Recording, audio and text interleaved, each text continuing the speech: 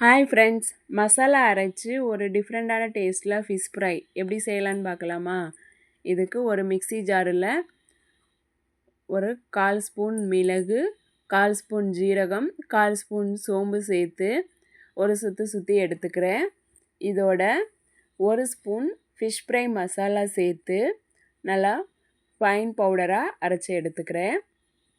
அரைச்சி எடுத்த இந்த பவுடரை மஞ்சத்தூள் போட்டு வாஷ் பண்ணி வச்சுருக்கிற ஃபிஷ்ஷோட சேர்த்துக்கிறேன்.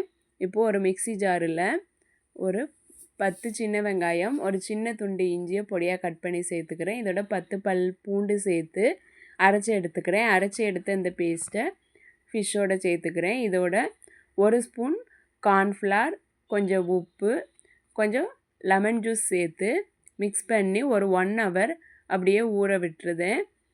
1 ஹவர் கழித்து ஒரு வடைச்சட்டி அடுப்பில் வச்சு எண்ணெய் ஊற்றி 2 கொத்து கருவேப்பிலையும் போட்டு ஊற வச்சுருக்கிற ஃபிஷ்ஷையும் சேர்த்து